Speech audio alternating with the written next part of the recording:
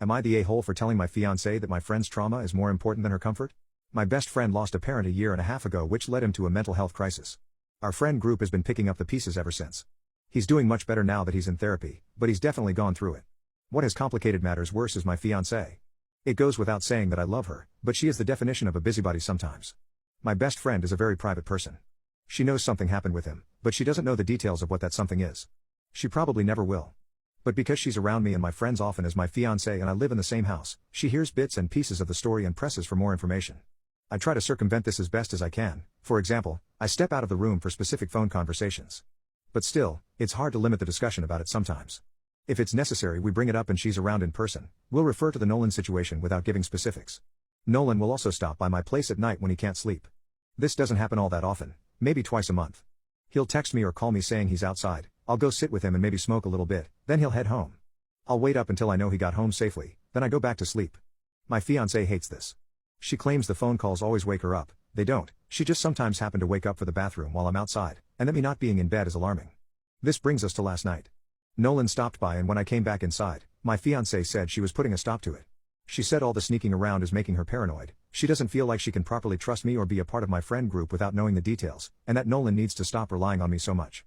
I told her that no matter whether we're married, dating, whatever, she will never have any ownership over my friend's trauma, and that she was never going to be able to order me around in regards to it.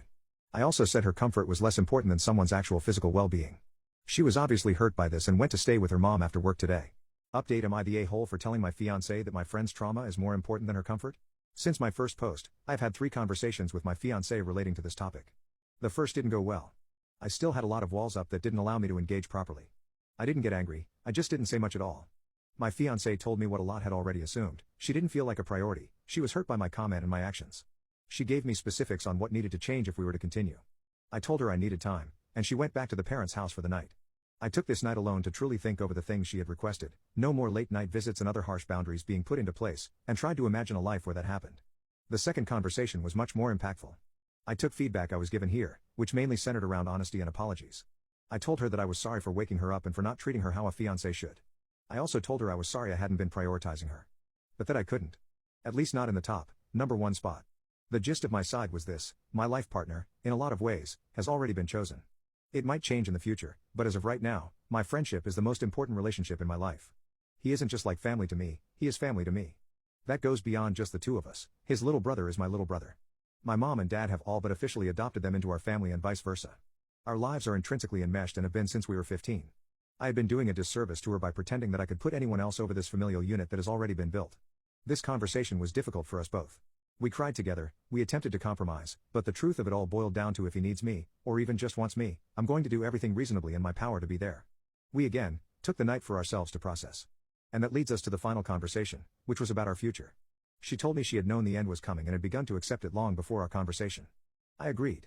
We're also planning a move Jess out party between just us two where we try to have fun with it and reconnect as friends. She told me, in customary breakup fashion, that she's going to cut bangs in my bathroom at some point during this planned night. So, was I the jerk for saying that my friend's trauma was more important than her comfort? Yeah. I was. Not only because it was harsh, but because I didn't say it sooner so she could make an informed decision about whether it was a life she wanted or not. Now she gets that. I feel gracious and humbled by her forgiveness and understanding, and thankful to commenters who provided insight.